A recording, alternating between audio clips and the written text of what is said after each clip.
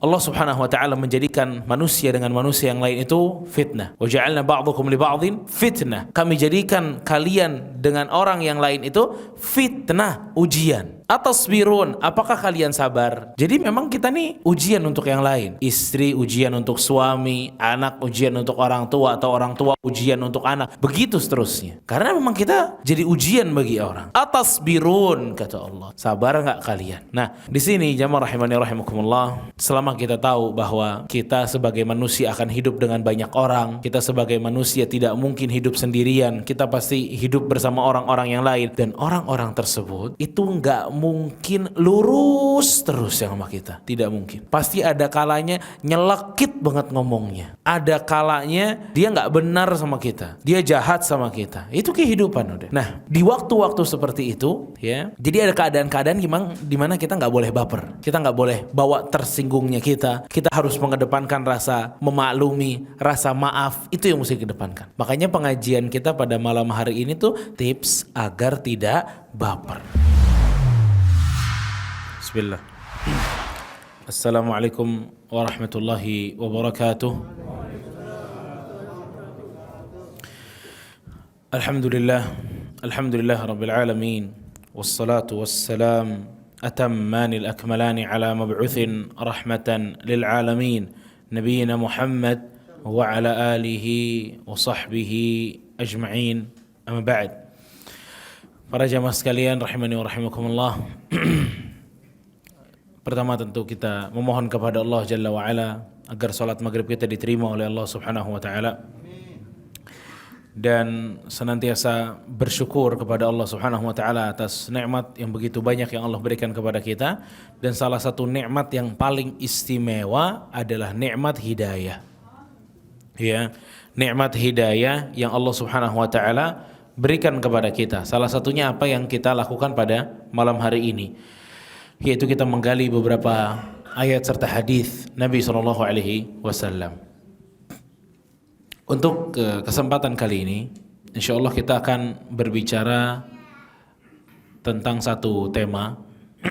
Apa judulnya sekarang? Hah?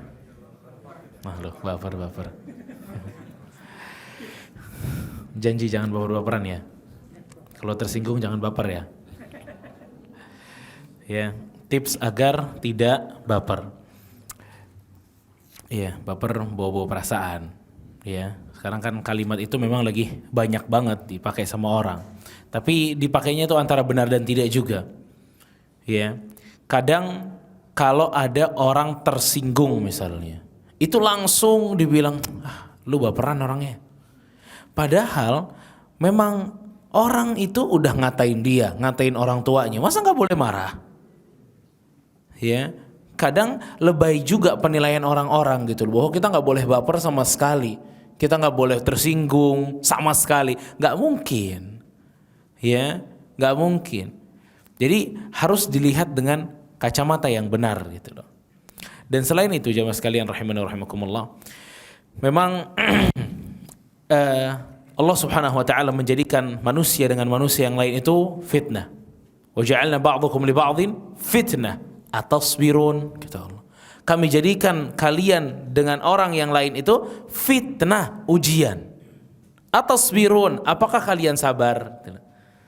Jadi memang kita nih ujian untuk yang lain. Istri ujian untuk suami, anak ujian untuk orang tua, atau orang tua ujian untuk anak. Begitu seterusnya. Karena memang kita jadi ujian bagi orang. Atasbirun, kata Allah. Sabar enggak kalian? Nah, di sini jamaah rahimani rahimakumullah, selama kita tahu bahwa kita sebagai manusia akan hidup dengan banyak orang, kita sebagai manusia tidak mungkin hidup sendirian, kita pasti hidup bersama orang-orang yang lain, dan orang-orang tersebut itu nggak mungkin lurus terus yang sama kita, tidak mungkin.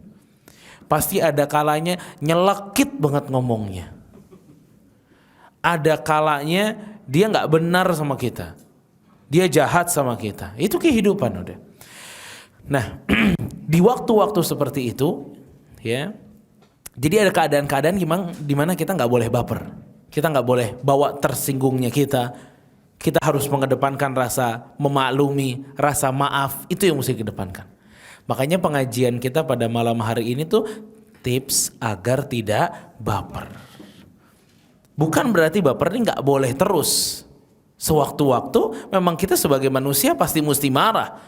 Kalau sudah yang dihina itu Allah dan Rasulnya, keluarga kita, itu otomatis marah manusia. Dan itu boleh, ya. Tapi banyaknya gangguan demi gangguan, di sini kita butuh untuk tidak selalu baper. Ya, tidak selalu baper. Jangan dikit-dikit baper. Orang yang ngomong apa, maksudnya kemana, baper. Orang salah sedikit ngambeknya 1 tahun.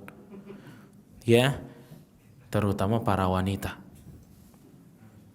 Ya, perempuan kalau kata Rasul sallallahu alaihi wasallam, "Lau ahsanta ila ihdahunna ad-dahra kullah, thumma ra'at minka syai'an, qalat ma ra'aitu minka khairan qat." Kata Rasul sallallahu alaihi wasallam, wanita kalau Anda berbuat baik kepadanya sepanjang hidup, lalu kemudian dia melihat satu saja kesalahan kita, maka keluarlah dari lisannya, "Aku tidak pernah melihat kebaikanmu selama ini."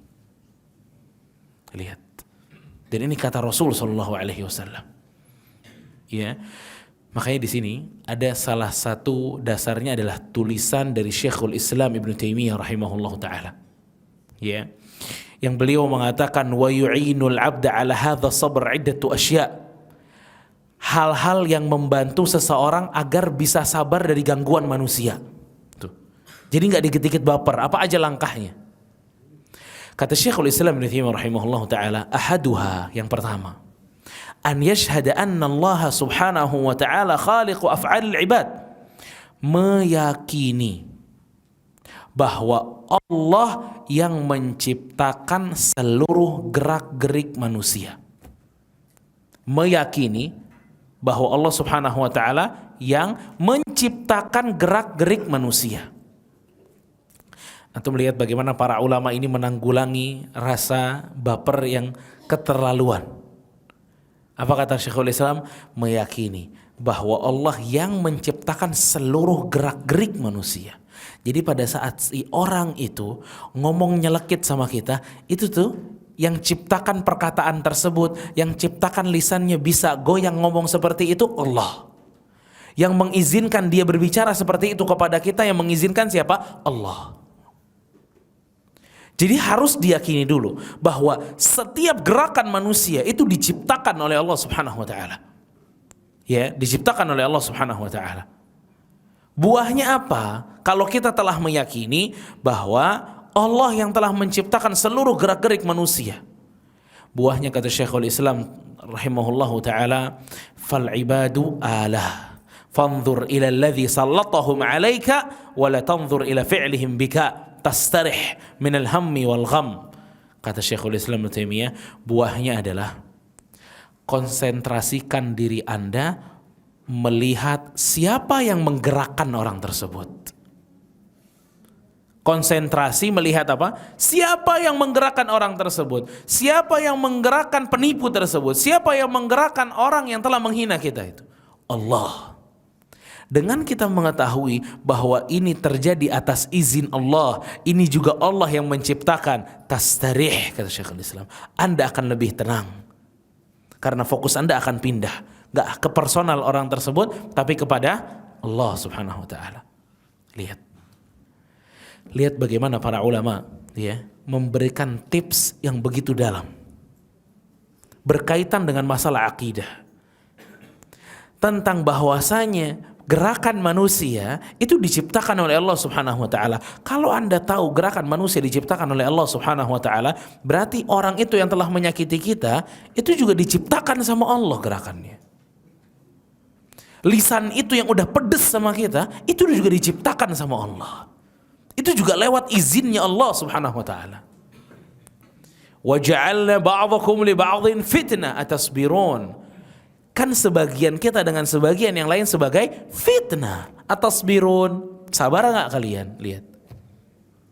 Lihat langkah awal yang diberikan oleh Syekhul Islam Ibnu Taimiyah rahimahullahu taala. Jadi sadar dulu bahwa yang menjadikan orang itu jahat sama kita pun Allah. Allah yang atur semuanya. Jadi konsentrasi kita kepada yang mengatur orang tersebut, yaitu Allah Jalla wa'ala. Ya. Dari sini kita baru bisa masuk ke tips yang kedua. Tips yang kedua. Kita tadi tahu di tips yang pertama bahwa orang jahat itu juga yang menciptakan Allah, dan itu terjadi atas izin Allah kepada diri kita.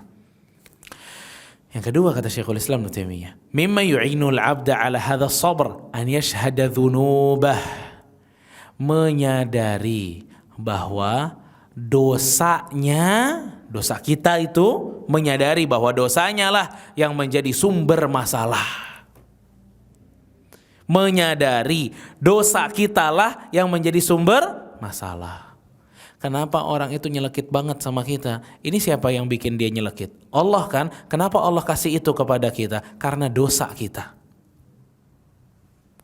Kenapa orang ini nipu saya? Ini kan perbuatan yang tidak baik. Siapa yang mengizinkan dia menipu kita? Allah. Kenapa Allah berikan itu kepada kita? Dosa kita. Lihat bagaimana indahnya tips ini, benar-benar bisa menghilangkan rasa baper kita kepada banyak orang ini. Karena dosa kita sumber masalah. Allah Jalla wa'ala berfirman pada surat Asy-Syura ayat ke-30. Allah mengatakan pada surat Asy-Syura ayat ke-30, "Wa ma asabakum min musibatin fabima kasabat aydikum wa ya'fu 'an katsir." Kata Allah Subhanahu wa taala, hal buruk yang terjadi pada kalian itu disebabkan ulah kalian sendiri, kata Allah. Hal buruk yang terjadi pada kalian disebabkan ulah kalian sendiri. Wa ya'fu 'an katsir. Namun Allah tuh lebih banyak mengampuni daripada menghukumi. Ya. Jadi yang kalau kita dapat sesuatu yang buruk ya, atau kita dapat musibah, itu hanya sebagian kecil aja dihukum sama Allah. Yang banyaknya dari perbuatan buruk kita diampuni oleh Allah Subhanahu wa taala. Ya. Nah, kalau kita faham bahwa ternyata orang ini menipu kita, orang ini jahatin kita, orang ini nyelekit ngomongnya sama kita, menyinggung kita, itu dasar masalahnya adalah dosa kita, maka buahnya apa lalu? Syekhul Islam Ibnu Taimiyah rahimahullah, beliau mengatakan, kalau seseorang telah tahu ya bahwa sumber masalah adalah dosanya sendiri, maka dia akan cepat-cepat bertaubat kepada Allah Subhanahu wa taala. Ya, cepat-cepat bertaubat kepada Allah Subhanahu wa taala karena dia tahu orang ini kok buruk banget sama saya, ini pasti gara-gara dosa saya. Dulu Hasan al-Basri rahimahullahu ta'ala beliau pernah mengatakan, kalau saja saya melihat keburukan yang ada pada diri istri saya atau pembantu saya, aku mengetahui bahwa disinilah ada dosa yang aku lakukan. Lihat bagaimana pandangan para salaf. Dia nggak sering nunjuk orang gitu loh. Tapi dia lihat dirinya dulu. Jangan-jangan sumber masalahnya emang di sini. Emang di kita sendiri sumber masalahnya. Dan ini yang dikatakan oleh Syekhul Islam Ibnu Taimiyah rahimahullah ta'ala. Karena kejadian orang begitu buruk kepada kita, sumber masalahnya adalah dosa kita sendiri. Karena dosa kita, Allah ciptakan orang tersebut dengan gerakan-gerakannya, dengan lisannya, dengan chatnya, kirim ke kita yang nyelekit-nyelekit, itu sumber masalahnya dosa kita. Kalau sudah mengerti seperti ini, maka perbuatan yang mesti dilakukan adalah bertaubat kepada Allah Subhanahu wa taala. Semakin banyak orang menyakiti kita, semakin banyak kita bertaubat. Karena bisa jadi itu hukuman dari Allah Subhanahu wa taala buat kita. Ya, itu hukuman. Ali bin Abi Thalib radhiyallahu taala anhu, dinukilkan perkataannya oleh Syekhul Islam Ibnu Taimiyah rahimahullah. Qala Ali bin Abi Thalib radhiyallahu anhu kalimatan min jawahiril kalam. Kata Syekhul Islam, Ali bin Abi Thalib pernah mengatakan sebuah perkataan yang termasuk perkataan-perkataan emas.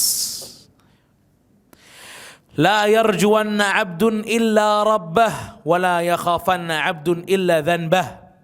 Kata Ali bin Abi Thalib, janganlah seorang hamba berharap kecuali kepada Allah. Dan takutlah hamba kepada dosa-dosanya. Berharap kepada siapa?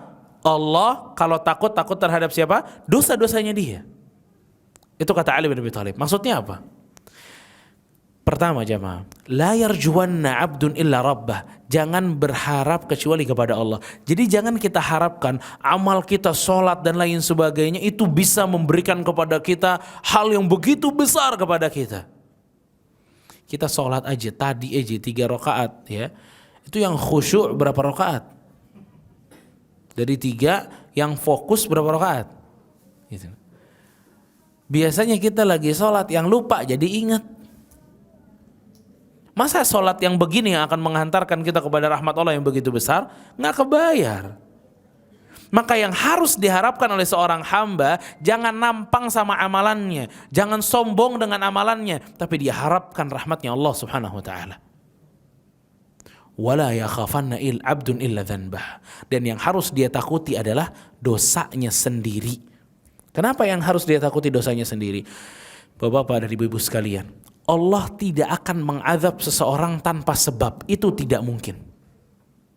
Tidak mungkin Allah menghukum seseorang tanpa sebab. Itu tidak mungkin. Gak ada dalam sifatnya Allah subhanahu wa ta'ala zalim. Gak ada. Allah tuh kalau mengazab orang adil. Adil. Ya. Kalau dia berdosa ya dihukum. Kalau dia berdosa ya dia dihukum. Makanya kata Ali bin Abi Thalib, wala yakhafanna 'abdun illa dhanba. Seorang mukmin tuh patut dia takut sama dosanya karena dosanya sumber masalahnya. Dosanya sumber masalahnya. Maka dalam beberapa riwayat Rasulullah para sahabat mengatakan, ya, orang muslim itu melihat dosanya itu seperti gunung yang akan menimpa dirinya. Jadi dia khawatir betul, ini ada efek dosa gue nih. Ini bentar lagi ada dampaknya dosa saya nih. Dia khawatir betul dengan dosanya.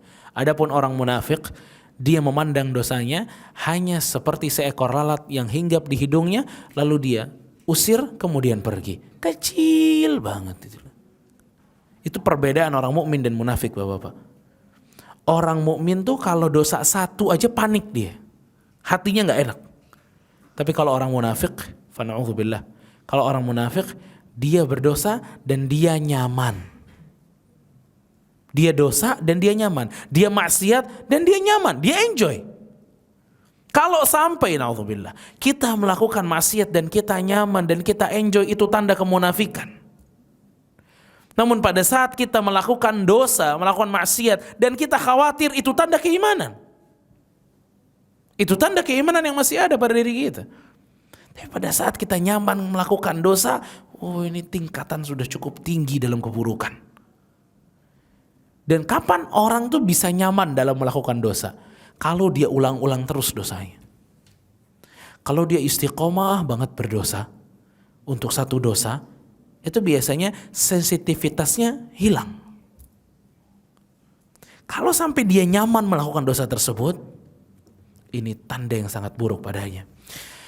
Satu orang baru pernah masuk ke salah satu kantor yang budaya kantor tersebut adalah korupsi. Di awal dia masuk, dia gak korupsi. Tapi karena keadaan dan lingkungan, akhirnya mulai. Ya, di minggu keempat dia korupsi, tapi sedikit. 1 minggu juga cuma 1 kali korupsi. Di minggu kedua mulai 1 minggu 2 kali korupsi. Di minggu ketiga nambah lagi. Terus begitu. 1 tahun dia korupsi. Yang tadinya dia di awal-awal tuh khawatir banget untuk korupsi 1 kali aja dalam seminggu, dia panik, dia bingung, dia khawatir. Tapi begitu berjalan terus, dia merasa nyaman.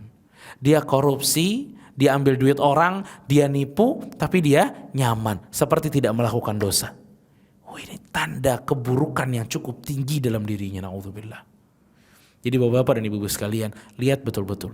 Kalau Anda merasa nyaman dalam melakukan dosa, itu tanda kemunafikan. Wa'udzubillah. Dan itu tips yang kedua. Kata Syekhul Islam Ibnu Taimiyah rahimahullah ta'ala. Ya, bahwa yang menjadi sumber masalah itu dosa kita. Makanya sebelum kita nunjuk orang, nunjuk aja diri sendiri. Tobat aja dulu, ntar hilang semuanya gitu loh.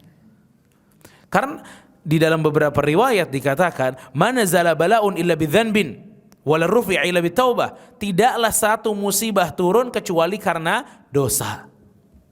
Dan tidaklah terangkat musibah tersebut kecuali dengan taubat. Ya. Itu yang kedua. Dan yang ketiga, kata Syekhul Islam Ibnu Taimiyah rahimahullah, tipsnya agar enggak baperan jadi orang, mengetahui bahwa pahala memaafkan dan sabar itu besar. Pahala memaafkan dan sabar besar.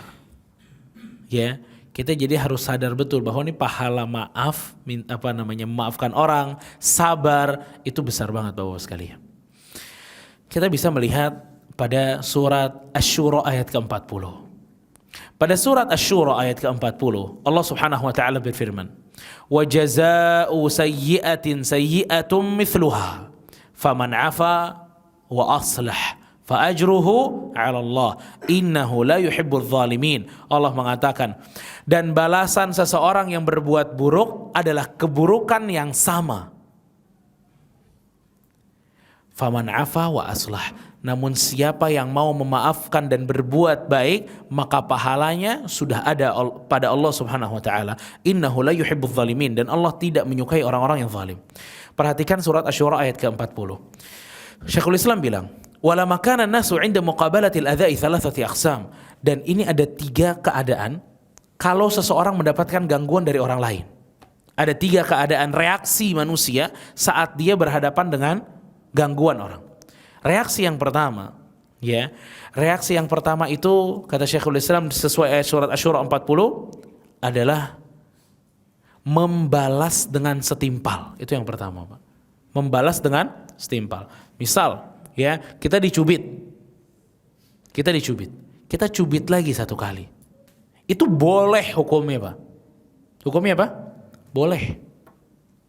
Hukumnya boleh. Kan Allah mengatakan apa? Wa jazaa'u sayyi'atin sayyi'atun mithluha. Dan balasan keburukan adalah keburukan yang setimpal, boleh.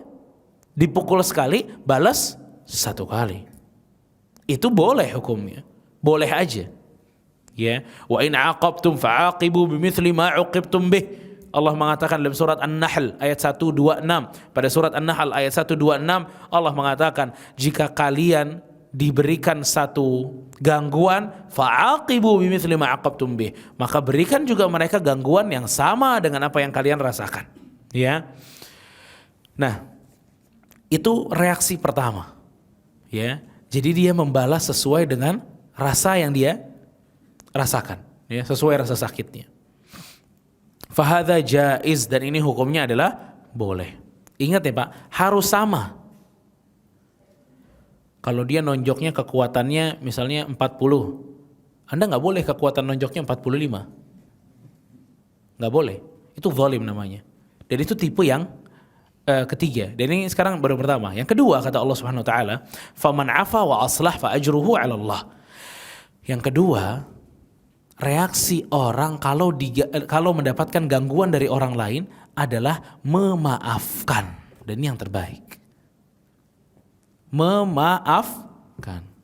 Ya, Allah mengatakan tadi dalam surat Asy-Syura ayat 40, "Faman 'afa wa aslah fa ajruhu 'ala Allah." Siapa yang mau memaafkan lagi berbuat baik, maka pahalanya sudah ada pada Allah Subhanahu wa taala.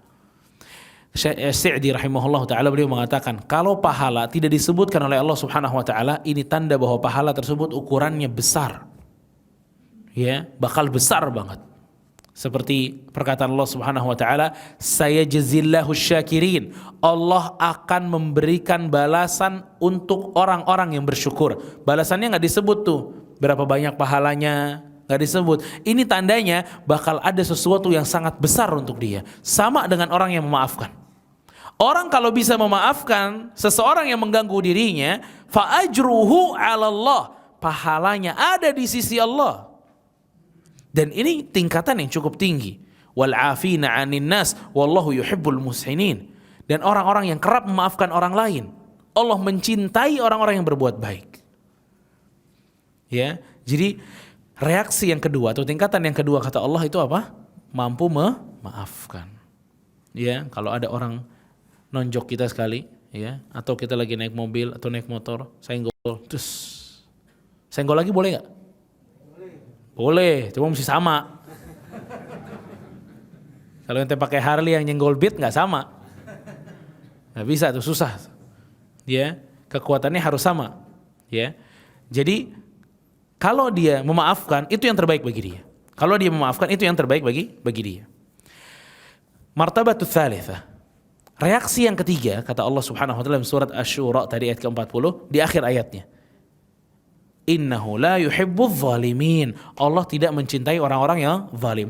Berarti reaksi yang ketiga tuh reaksi zalim. Bagaimana reaksi zalim? Tadi. Ditonjok sekali, balas 10 kali misalnya. Nah, ini kurang ajar, ini zalim namanya. Ya. Dia dipukul sekali, dia pukulin balik orang berkali-kali. Ini zalim namanya. Dan Allah Subhanahu wa taala tidak menyukai orang-orang yang zalim. Lihat. Jadi Allah menggambarkan pada satu ayat, sepenggal ayat surat Asy-Syura 40 bagaimana reaksi orang-orang kalau diganggu dengan orang lain. Yang pertama, yang boleh aja, ini nggak ada keistimewaan, boleh doang. Balas yang setimpal. Yang kedua apa? Maafkan, ini luar biasa. Ya. Yang ketiga, zalim.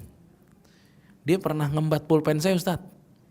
Pernah ngambil pulpen saya ambil lagi pulpennya 3. Nah, ini lebay nih. Dia diambil 1, diambil 3 sama dia.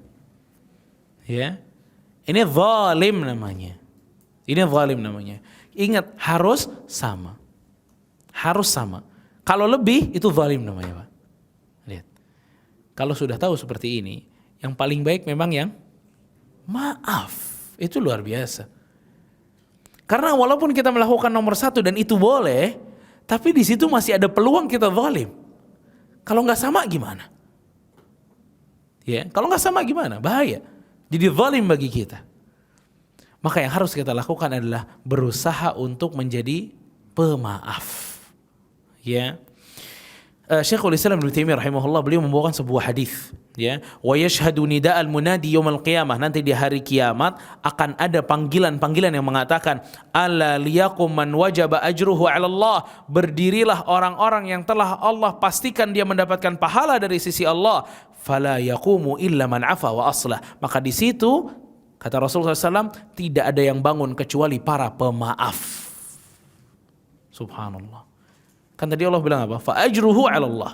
Nanti Allah akan mengatakan mana yang sudah dipastikan dapat pahala, maka tidak ada yang bangun satupun kecuali para pemaaf dalam hadis itu. Ya. Dan Syekhul Islam menambahkan, wa idza syahida ma'a dzalika fautal ajr bil intiqam wal istifa'u sahwa 'alaihi sabr wal 'afu. Maka di situ mestinya seseorang berpikir bahwa kalau saja dia balas dendam dia enggak dapat keistimewaan itu. Kalau dia balas dendam dia nggak dapat keistimewaan tersebut, ya. Jadi itu tips yang ketiga. Tips yang keempat kata Syekhul Islam Ibnu Taimiyah rahimahullah taala. Mengingat bahwa dengan memaafkan, ya, mengingat bahwa dengan memaafkan, ya, kita akan mendapatkan ketenangan hati. Kita akan mendapatkan apa? Ketenangan hati. Kita akan mendapatkan ketenangan hati. Ya. Beliau mengatakan, Allah Subhanahu wa taala telah menciptakan rasa pemaaf itu. Allah ciptain rasa pemaaf itu. Dan berkahnya rasa memaafkan itu adalah merasa diri kita tenang. Merasa diri kita apa? Tenang. Bapak pernah maafin orang enggak? Masa enggak pernah? Dendam terus, Pak. Apa yang pertama tadi, balas terus. Kalau pernah memaafkan orang, di situ pasti ada rasa manisnya. Ya, kita pasti ngerasain rasa manisnya menjadi orang yang pemaaf. Ya, menjadi orang yang pemaaf. Di sini Syekhul Islam mengatakan, "Awrathahu dzalika min salamatil qalbi li ikhwanihi wa naqaihi min al-ghish wal ghil." Dengan kita memaafkan, kita memutus rantai yang begitu panjang. Mulai dari hasad sama orang tersebut nantinya, benci terhadap orang tersebut nantinya, balas dendam dengan orang tersebut nantinya. Dengan maaf selesai semua. Kita maafin bersih, selesai semuanya. Dan orang-orang tuh menyangka bahwa dengan balas dendam baru tenang hati. Padahal salah. Justru dengan memaafkan baru tenang hati kita. Makanya tips yang kelima kata Syekhul Islam Ibnu Taimiyah rahimahullahu taala, ingat rasa puas memaafkan lebih indah daripada rasa puas balas dendam. Rasa puas memaafkan itu lebih indah daripada rasa puas balas dendam. Rasa puas memaafkan lebih indah daripada rasa puas balas dendam. Ma zadallahu 'abdan bi'afwin illa 'izza, kata Rasulullah SAW. Tidaklah Allah Subhanahu wa taala memberikan dalam rasa maaf tersebut kecuali kemuliaan. Tambah sering memaafkan, tambah mulia orang tersebut. Ya. Tambah dia memaaf atau menjadi orang pemaaf, nggak selalu baperan dengan apa yang dia datang atau diganggu sama orang, baper terus, maka dia akan lebih mulia. Ya, menjadikan orang lebih mulia. Makanya jamaah sekalian barakallahu fikum, ya. Orang yang balas dendam itu memang ada rasa puas. Tapi rasa puas tersebut tidak pernah mengalahkan rasa puas memaafkan. Tidak pernah. Tidak pernah. Selalu kalah dengan rasa puas memaafkan. Dan sadar gak kita? Kalau kita memaafkan nih, dia jahat sama kita, dia ganggu kita maafin. Dengan maafnya kita, itu secara tidak langsung itu juga terasa balas dendam untuk orang tersebut. Paham? Orang yang menyakiti kita, lalu kita bayar dengan maaf, ini orangnya lebih berasa, lebih perih dia. Duh, gue udah jahatin, dia malah maafin. Kalau dibalik balas dendam lagi kita sama dia, itu akan terjadi terus balas dendam lagi. Kalau maaf, selesai semuanya. Kitanya puas di dua sisi. Kita puas atas diri kita, dan kita juga bisa ngelihat orang itu sakit banget gitu loh. Kalau kita maafin. Selesai semuanya.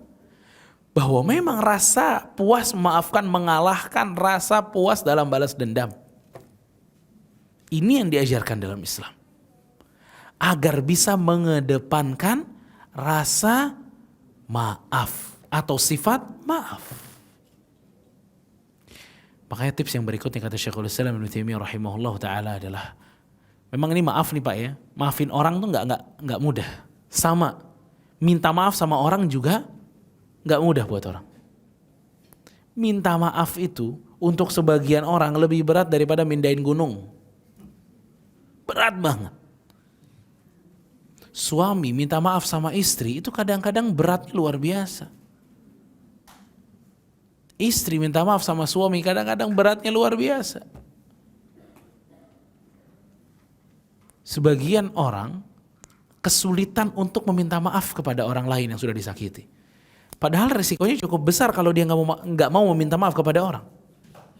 Itu kalau kita berbicara tentang meminta maaf. Ada akhlak yang lain, apa? Memaafkan. Jadi dua akhlak ini Bapak-Bapak sekalian ya, ini harus berjalan terus. Kita menjadi orang yang kerap meminta maaf kepada orang lain dan kerap memaafkan orang lain. Kenapa? Karena tips yang keenam itu adalah, keberapa ya? 6 ya?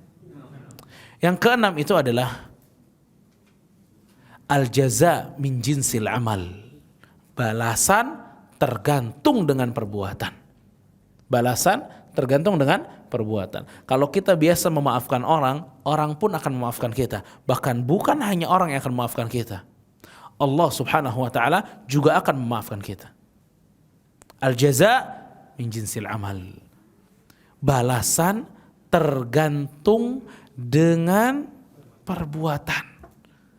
Kalau kita dimintakan maaf sama orang misalnya, tapi kita nggak pernah mau maafin dia kecuali dia udah sujud sama kita. Kita senang banget lihat orang sujud sama kita gitu. Ngemis, maafin gue, nggak dimaafin. Ya, orang-orang seperti ini pun akan sulit dimaafkan oleh Allah Subhanahu Wa Taala ataupun orang lain. Al-jaza min jinsil amal. Baik, kita lanjut sholat lah. Adzan lanjut. Itu salah satu atau tips yang ke-6 tadi ya, yang diberikan oleh Syekhul Islam Ibnu Taimiyah rahimahullah taala ya, bahwa kalau kita jadi orang yang kerap memaafkan, Allah juga akan memaafkan dosa-dosa kita. Ya, dan ini yang mendorong juga Abu Bakar radhiyallahu taala anhu memaafkan Mistah atau Ummu Mistah ya. Pada saat Mistah ini tadinya selalu dapat sumbangan per bulan dari Abu Bakar. Namun pada saat fitnah kepada Aisyah radhiyallahu taala anha itu tersebar dan ternyata salah satu dalangnya Mistah juga, Abu Bakar radhiyallahu anhu di situ langsung mengatakan apa? Saya stop semuanya. Marah Abu Bakar. Anaknya yang dihina atau difitnah. Ya. Namun kemudian datang firman Allah Subhanahu wa taala yang memerintahkan Abu Bakar untuk memaafkan Mistah. Dan salah satu yang mendorong Abu Bakar radhiyallahu taala anhu ingin memaafkan Mistah adalah, tidakkah engkau mau, kata Allah, Allah juga memaafkan kamu wahai Abu Bakar. Jadi Abu Bakar berpikir bahwa kalau saya memaafkan Mistah, Allah akan mengampuni saya. Kata Abu Bakar radhiyallahu anhu, "Saunfiqu ala Mistah wala antahi abadan," atau kama qala. Saya akan senantiasa menginfakkan dan memberikan nafkah kepada Mistah, tidak pernah terputus selama-lamanya, kata Abu Bakar. Tadinya udah putus, sekarang janji gak bakal putus sama sekali. Karena dia tahu apa manfaatnya, Allah ampuni dia. Ini luar biasa. Dan ini memang karakternya Abu Bakar radhiyallahu anhu. Dia selalu tertarik kalau yang ditawarkan adalah akhirat. Selalu tertarik kalau yang ditawarkan apa? Akhirat. Ya, kita kadang-kadang tertariknya kalau yang ditawarin dunia. Ente ini kalau jadi orang pemaaf bisa kaya. Maafin semua orang. Dunia aja urusannya. Kalau Abu Bakar radhiyallahu anhu selalu tertarik kalau tawarannya apa? Akhirat. Langsung diterima sama dia. Dan inilah ya sahabat yang mulia. Dan mungkin ini jadi yang terakhir, tips yang terakhir ya dari Syekhul Islam Ibnu Taimiyah rahimahullahu taala. Beliau mengatakan, anna intiqamahu wa istifa'ahu wa intisarahu li nafsihi wa intiqamuhu laha fa inna Rasul sallallahu alaihi wasallam man taqama li nafsihi qat. Kalau ada orang ya yang diganggu sama orang lain lalu ingin balas dendam gitu ya, ingin marah karena dia dihina, ketahuilah bahwa Rasul sallallahu alaihi wasallam tidak pernah menuntut balas dendam dari orang-orang yang pernah menghina personal dirinya. Rasul tidak pernah menuntut balas dendam untuk orang-orang yang menghina personal dirinya. Fa idza kana hadza khairu khalqillah wa akramahum 'ala Allah lam yantaqim li nafsihi. Kalau seperti ini reaksi orang terbaik, orang paling mulia, ma'anna adzahu adzallah, padahal kita sama-sama tahu menghina personalnya Rasul sallallahu alaihi wasallam itu juga penghinaan terhadap Allah Jalla wa Ala. Wa yata'allaq bihi bihuquqid din, bahkan ada hubungannya dengan masalah agama. Wa nafsuhu asyraful anfus, dan dirinya Rasulullah SAW adalah manusia yang paling mulia, yang paling baik dan paling bersih dan paling berhak untuk dibela. Fama'a hadza kullu, kata Syekhul Islam, dengan segudang kebaikan dan kemuliaan Nabi sallallahu alaihi wasallam, falam yakun yantaqimu laha. Nabi sallallahu alaihi wasallam tidak pernah menuntut balas dendam dari orang yang menghina personalnya. Bayangin, subhanallah. Kalau orang semulia Rasul sallallahu alaihi wasallam ya, itu tidak pernah menuntut balas dendam kalau personal dirinya yang dihina, maka kita lebih gak pantas lagi untuk menuntut balas dendam kalau personal diri kita yang dihina.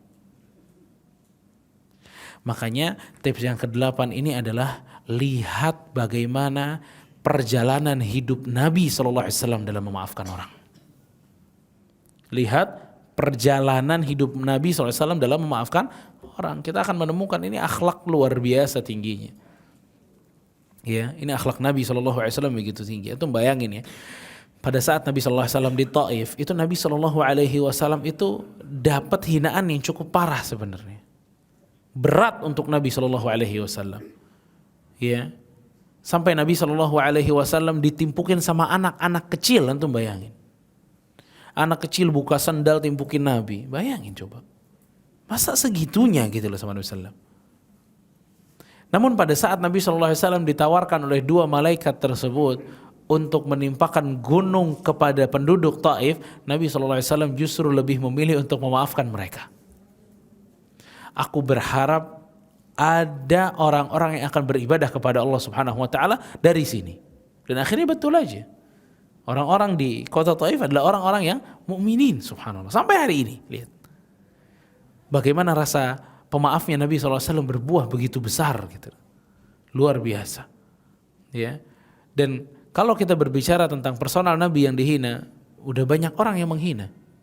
Abdullah bin Amr bin As radhiyallahu Amr bin As, ayahnya Abdullah bin Amr bin As, itu cukup mengganggu Nabi SAW, bahkan bukan hanya mengganggu Nabi, mengganggu kaum muslimin.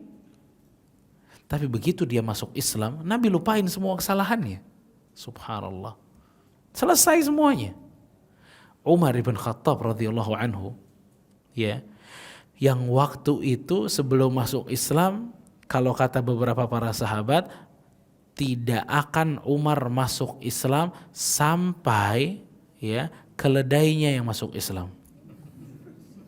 Jadi udah nggak mungkin banget tuh, karena keledai nggak mungkin masuk Islam. Sama Umar juga nggak bakal masuk gitu. Saking parahnya dulu gangguannya. Tapi begitu dia masuk Islam, selesai semuanya. Nggak ada tuh yang nyinggung-nyinggung, alah dulu lo gini-gini kan, gitu. Nggak ada. Kalau maafin tuh bersih, itu Rasulullah SAW. Kita kadang udah maafin orang tapi belagunya luar biasa. Ya, maafin orang iya, tapi diungkit terus. Ini nggak bersih maafinnya. Maafin orang di sini maksudnya adalah bersih dalam memaafkan. Dan itu Nabi SAW melakukan. Antum bayangin coba, kalau Nabi SAW memaafkannya tidak bersih, betapa banyak orang yang punya track record yang begitu buruk nggak terhapus berarti. Tapi ini terhapus semua. Nabi SAW nggak pernah menghina dia, nggak pernah menghina mereka dulu. Ya. Nabi SAW memaafkan mereka dengan bersih, padahal yang menyakiti Nabi SAW lalu kemudian masuk Islam itu banyak banget. Bayangin Amr bin As itu mengganggu kaum muslimin, ganggu. Waktu kaum muslimin hijrah yang pertama kali, kemana hijrah pertama kali? Ke Habasyah. Itu yang jadi utusan orang Quraisy siapa? Amr bin As. Manas-manasin rajanya Najasyi, dipanas-panasin Najasyi. Ini orang-orang nih semua nih sesat nih, anak muda nih gitu. Orang tuanya nyariin di Mekah, udah balikin ke Mekah, jangan suruh tinggal sini. Bayangin. Dirusak strateginya, dirusak rencana kaum muslimin oleh Amr bin As. Tapi begitu Amr bin As masuk Islam, ya, pernah digandeng tangannya oleh Rasulullah SAW. Sampai Amr bin As tuh kepedean gara-gara digandeng sama Rasul. Ya Rasulullah, man ahabbun nas ilaik, ya Rasulullah, siapa orang yang paling kamu cintai ya Rasulullah? Digandeng nih.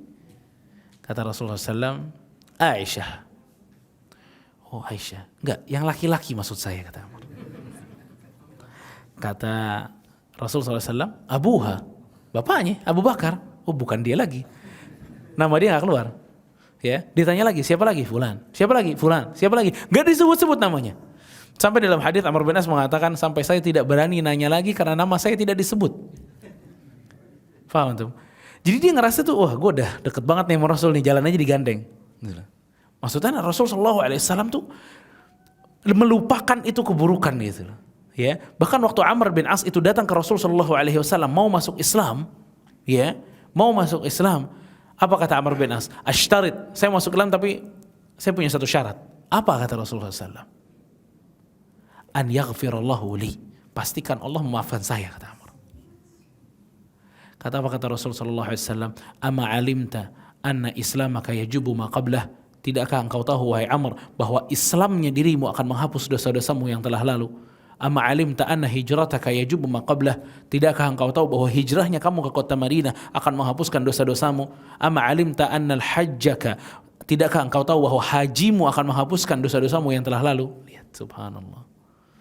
Dan Allah ini kan kalau ngapus dosa bersih ya maaf, hukumannya juga hilang. Itu dia luar biasanya, hukumannya terhapus semuanya.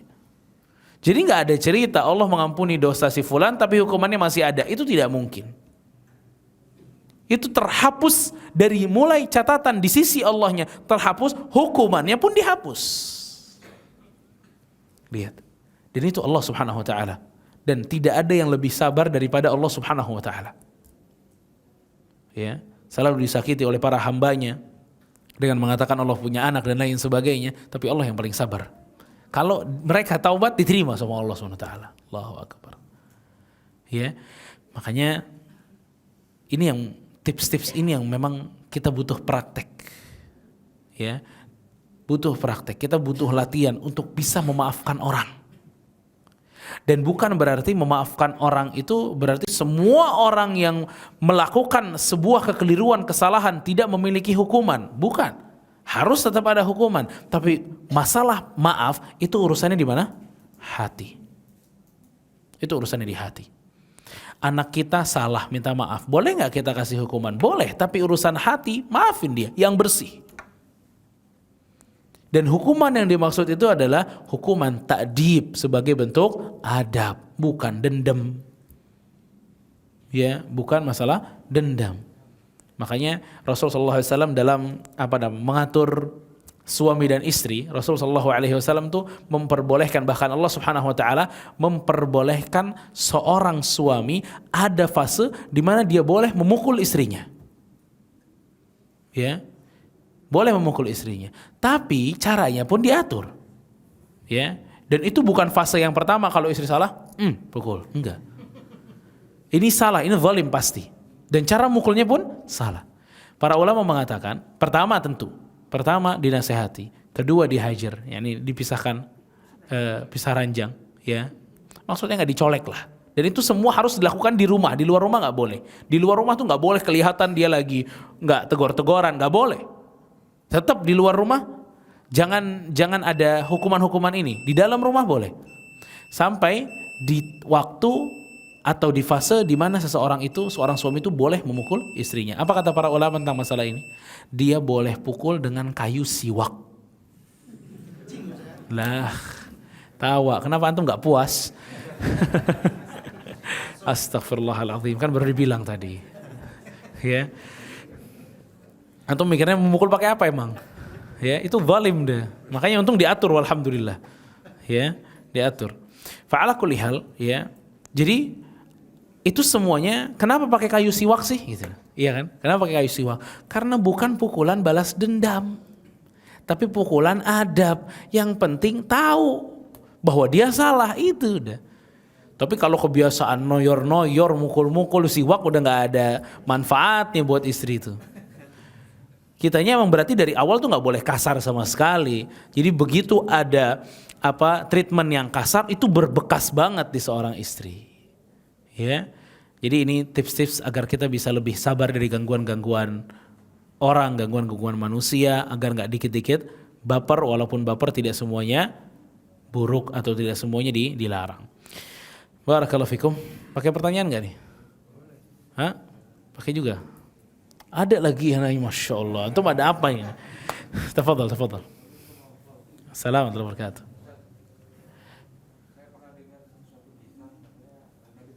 Sallallahu alaihi wasallam. Beliau memaafkan, tapi beliau tidak mau lagi melihat muka orang yang membunuh pamannya. Iya, itu ada hadisnya memang. Siapa namanya? Wahsy yang membunuh siapa? Hamzah. Ya, Wahsy yang membunuh Hamzah. Namun di dalam beberapa riwayat yang lain justru Nabi SAW senang pada saat Wahsy itu membunuh, siapa yang dibunuh Wahsy ya?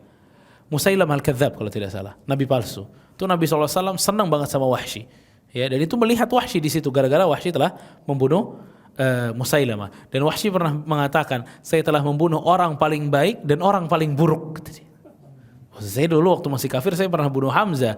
Kemudian saya masuk Islam saya bunuh orang yang paling buruk, Musailamah. Dan di situ Nabi SAW senang banget sama Wahsy. Ya, jadi hadis itu ternyata kalau dikumpulin jalan-jalannya Nabi SAW akhirnya di ujungnya juga mau melihat Wahsy, bahkan senang dengan Wahsy. Ya, dan kata para ulama, kenapa Nabi SAW nggak mau ngelihat wajahnya dia? Ya, itu karena ingat Hamzah. Ya, ingat Hamzah, dan mengingat Hamzah itu kesedihan untuk Nabi SAW. Ya, mengingat Hamzah itu kesedihan bagi Nabi SAW. Dan kita dilarang untuk jadi orang sedih terus, murung terus, ya, karena ditinggal seseorang. Itu yang dihindari oleh Nabi SAW. Barakallahu fiik, wallahu a'lam. Ada lagi? Akhwat? Aduh, akhwat nggak ada lah. Menyikapi ujian itu musibah itu ujian atau azab, seperti yang Ustaz paparkan tadi tentang penipu, itu di mana Ustaz? Caranya bisa itu ujian atau musibah? Karena di zaman sekarang banyak sekali penipunya Ustaz. Iya, bener, banyak memang. Zaman dulu juga banyak kayaknya. Fa'ala kulli hal, maksudnya itu kapan kita bisa menilai bahwa ini adalah sebuah ujian dari Allah atau hukuman dari Allah Subhanahu wa taala. Iya. Fa'ala kulli hal, para ulama mengatakan dilihat dari selesainya. Dari selesainya kasus tersebut. Kalau kita ditipu orang, itu hikmahnya apa bagi kita? Itu menjadikan kita lebih buruk atau lebih baik? Ya, kalau menjadikan kita lebih baik, itu berarti hukuman yang kemarin. Hukuman agar dosa-dosa kita diampuni oleh Allah Subhanahu wa taala. Tapi kalau menjadikan kita lebih buruk, ya, jadi buruk, itu ujian yang gagal sama kita. Itu ujian sebenarnya. Tapi kamu malah jadi buruk, jadi gagal dia. Ya, tapi kalau dia jadi lebih baik, itu hukuman untuk menghapuskan dosa-dosa dia. Dan kata para ulama, dan manusia ini pasti di sini. Fasenya manusia di sini. Allah memberikan berbagai macam musibah untuk menghapuskan dosa-dosanya. Ya, untuk menghapuskan dosa-dosanya. Kalau seseorang udah nggak ada dosanya, tetap dikasih musibah atau tidak? Saya mau tanya nih, kalau orang nggak ada dosanya, tetap dapat musibah atau tidak? Hah? Buat apa? Hah? Meninggikan derajat. Dan itulah yang didapatkan oleh Nabi SAW. Nabi SAW, Hamzah tadi terbunuh, ya, dan berbagai macam ujian itu bukan untuk menghapuskan dosa Nabi, karena Nabi maksum, tapi untuk meninggikan derajat Nabi SAW. Ya, wallahu taala alam. Ada lagi? Udah? Ya, silakan. Assalamualaikum warahmatullahi wabarakatuh. Mengenai perkara memaafkan seorang terzolimi. Memaafkan itu kan perkara hati. Betul. Apakah kita cukup pulihkan hati kita saja atau kita harus datangin ke orang itu? Untuk? Jika kita dijolimi, untuk memaafkan. Saya udah maafin kamu nih gitu. Ya, memaafkan Ngabarin. itu perlu harus dengan dohir, mengucapkan, kita datangi, atau cukup dalam hati saja. Oh iya. Nilai kita sudah Iya. memaafkan. Iya. Barakallahu fikum. Cukup, Pak. Cukup dengan hati kita yang bersih memaafkan dia cukup. Ya, dan Allah mengetahui apa yang ada pada hati kita, ya. Jadi cukup dengan hati, nggak usah dibilangin ke dia gitu loh bahwa saya udah maafin kamu nih, nggak, udah. Kita maafin dia dengan hati yang bersih, Allah yang tahu. Allah yang tahu, ya. Dan kalau orang udah memaafkan, itu berarti tutup buku. Tutup buku, buang bukunya. Itu orang memaafkan yang bersih tuh gitu. Dia tutup buku, dia buang bukunya. Berarti udah. Dia udah benar-benar melupakan kesalahan orang tersebut. Ya, dan itu adalah pemaaf atau maaf yang dimaksudkan dalam Al-Quran dan Sunnah. Wallahu a'lam. Barakallahu fikum. Ada lagi? Ajib. Aneh maafin nanti deh, aneh maafin. Ternyata orang yang menzalimi itu dia nggak tahu dia salah, walaupun kita udah maafin, dia tetap zalimi kita terus. Nah, sikap kita harus diam. Maafin lagi.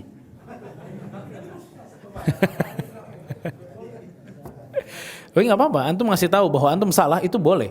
Bahwa kamu nih salah, kamu nih zalim itu boleh, boleh seperti itu. Dan saya bilang tadi bahwa itu adalah amalan hati ya, amalan hati si maaf, rasa maaf itu adalah amalan hati. Jadi kita nggak apa-apa ngasih tahu dia. Kalau dia nggak sadar dia salah, kasih tahu dia harus sadar bahwa dia salah.